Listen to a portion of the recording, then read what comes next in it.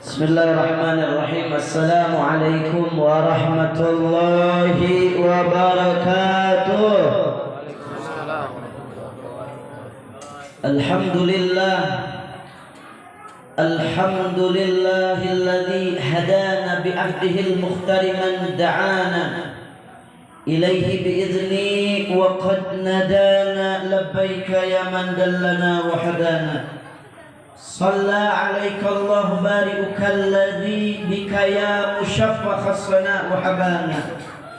Allahumma salli wa sallim wa barik wa karrim ala sayyidina wa habibina wa syafi'ina wa qurratal a'yunina Muhammad sallallahu alaihi wasallam sahibat taj wal mi'raj. Faya Rabbi syrah lana sudurana wa yassir lana umurana. Allahumma aftah alaina hikmataka wansur alaina min khaza'in rahmatika ya arhamar rahimin. Ya arhamar rahimin, ya arhamar rahimin, farij 'alal muslimin. Hadratal mukarram wal muhtaram, para alimil ulama, para kiai, para asatid, para tuan-tuan guru, alladzi yajtami'una fi hadzal majlisi aw makanil mubarak. Kita bersyukur kehadrat Allah Subhanahu wa taala. Di siang hari ini kita sama-sama berkumpul di dalam acara halal bihalal, menyambung tali ikatan silaturahim, kemudian sekaligus juga haulnya, memperingati hari haulnya guru kita tercinta Kiai Haji Ma'mun Bahrus Shawab. Mudah-mudahan beliau di dalam kuburnya Allah senangkan dalam kuburnya. Allah rafiul a'la, angkat derajat beliau, diampuni segala dosa-dosanya, senantiasa sampai detik ini hingga yaumil kiamah dicucurkan rahmat oleh Allah Subhanahu wa taala. Maka kata ulama disebutkan begini, ahlul ilm hayyun khalidun ba'da mautihi. Orang alim, ulama, orang yang bermanfaat, hidupnya aja bawa manfaat. Kerhirupna hungkul ge mawa manfaat, menebar ilmu, menebar kebaikan, hingga akhir hayatnya pun memberikan manfaat. Wasilah beliau guru kita Kiai Haji Ma'mun Bahrus Shawab, orang bisa kumpul kia, orang bisa silaturahmi, kita bisa halal bihalal.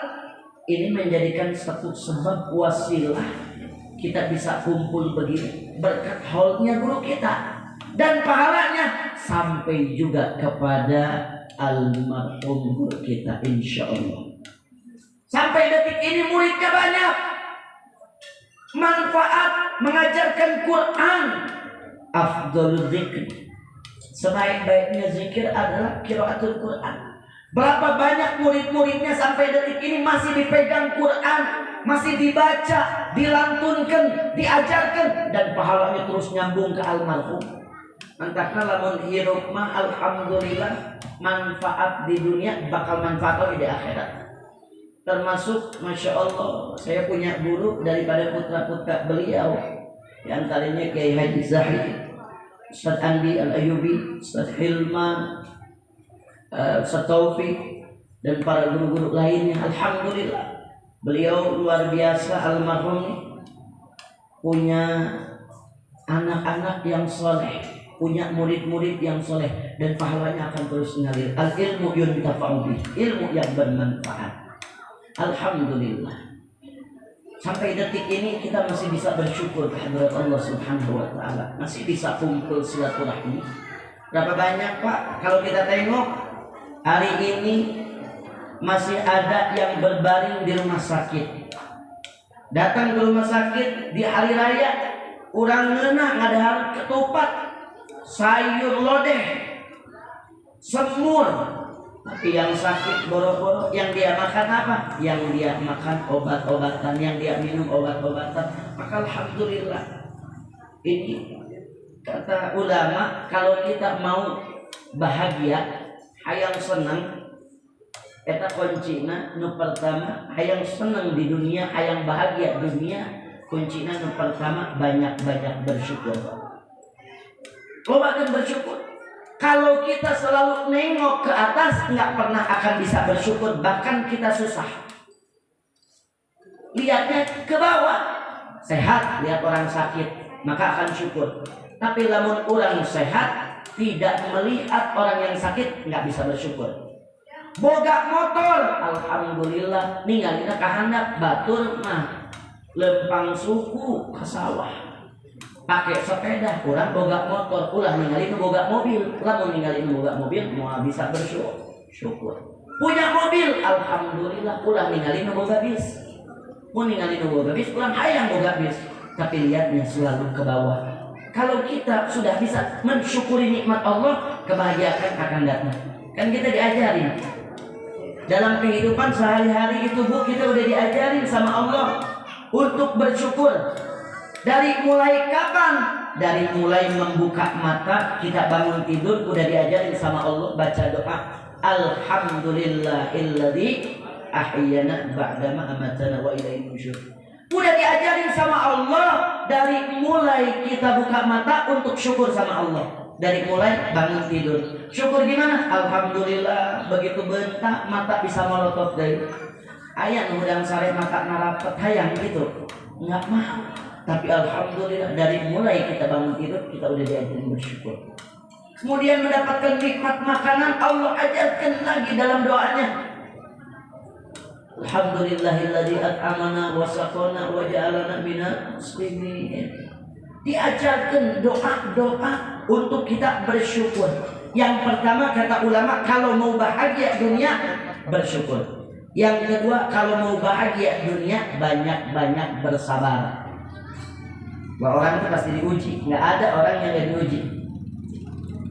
Kalau ada yang ngomong, Ustaz, saya mah hidupnya pengen nggak diuji sama Allah, dua syaratnya, paeh, bonda paeh belok, ngeunah, minta diuji ke Allah. Tapi setiap insan yang bernyawa, yang punya akal sehat, pasti ada ujian, pasti dicoba sama Allah Ta'ala. Kuncinya apa?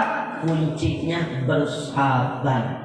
Itu kunci utama untuk kita mendapatkan kebahagiaan. Sabar. Setiap orang pasti ada ujiannya. Setiap orang pasti diuji sama Allah Subhanahu wa Ta'ala. Lihat tandanya apa Allah? Tandanya Allah cinta kepada hamba ketika Allah menguji kita. Maka banyak-banyak bersabar. Lihat, Allah berikan contoh dalam Al-Quran Nabi Nuh alaihi salatu wassalam. Nabi Nuh ini umurnya 950 tahun. Dakwahnya selama 800 tahun. Ini Nabi Nuh alaihi salatu wassalam. Dakwahnya selama 800 tahun ini Nabi Nuh. Berapa pengikutnya? Enggak lebih dari 80 orang. 800 tahun berdakwah, pengikutnya enggak lebih dari 80 orang. Jadi setiap 10 tahun sekali seorang. Coba kira-kira Ustadz Kiai ayat dan sahabat 10 tahun ngabangun pondok pesantren nu miluna ngan hiji santri. Moal sahabat mengulang. Nabi Nuh 10 tahun punya santri satu. Maka ketika berdakwah 800 tahun pengikutnya enggak lebih dari 80 orang. Nabi Nuh akhirnya munajat sama Allah. Nabi Nuh mengatakan, ya Allah, betapa banyak orang-orang yang ingkar kepadamu minal musyrikin. Maka ya Allah, saya sudah tidak tahan lagi, cek Nabi Nuh. Turunkan azab dan musibah pada satu kaum ini ya Allah. Akhirnya kata Allah, bakal aku turunkan banjir bandang. Nabi Nuh diperintahkan sama Allah untuk membuat kapal. Dibuat ini kapal sama Nabi Nuh. Proses juga enggak langsung Nabi Nuh begitu buat kapal langsung ada. Enggak. Nabi Nuh bertanya sama Allah, ya Allah, ya Rabb, mesti bagaimana saya buat kapal? Kata Allah, dari kayu buat. Dari mana kayunya ya Allah? Tanam dulu pohon. Nanam dulu pohon berapa tahun lamanya, kemudian setelah jadi ini pohon besar, kemudian ini pohon ditebang, kemudian kayunya dipakai untuk menjadikan kapal Nabi Nuh. Kemudian setelah jadi kapal Nabi Nuh, banjir belum turun. Lihat sabarnya Nabi Nuh ketika diuji sama Allah. Banjir gak langsung turun. Bahkan ini kapal sama orang-orang kafir yang gak percaya sama Allah dihinakan. Tuh tinggalin Nuh kernian kapal, hujan, angin, nyian kapal. Akhirnya ini orang-orang kafir masih belum puas juga ngeledekin Nabi Nuh. Orang-orang kafir nih, kalau dia sakit perut, buang kotoran masuk ke kapal. Padahal di rumahnya ada kamar mandi.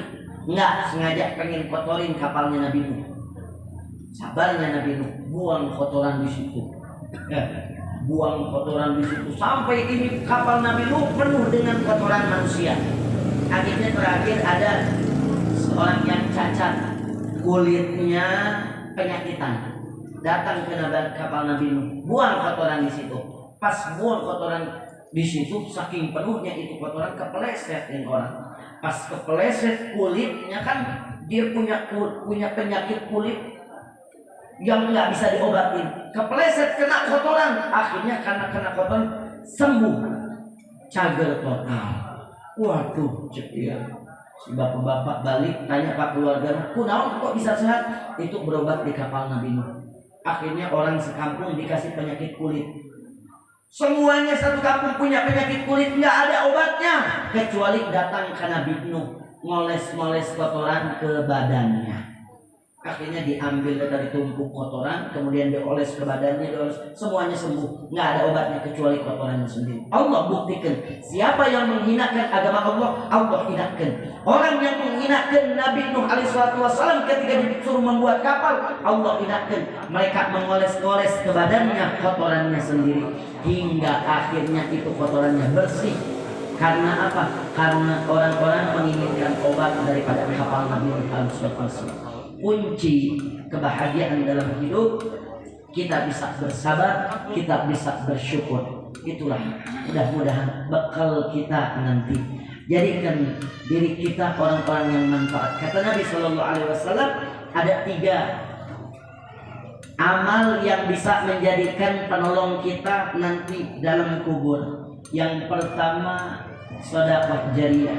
Yang kedua, waladun saleh. Yang ketiga, ilmu yuntafa'u bih. Mudah-mudahan kita semuanya termasuk orang-orang yang bisa menjadikan anak-anak kita anak-anak yang soleh dan soleha. Mudah-mudahan ilmu kita manfaat sampai ke liang lahat, terus menyambung ini ilmu manfaat tersebut sehingga menjadikan rahmat dalam kuburnya seperti almarhum. Mudah-mudahan insyaallah di kesempatan ini walaupun sedikit tapi insyaallah ada manfaatnya.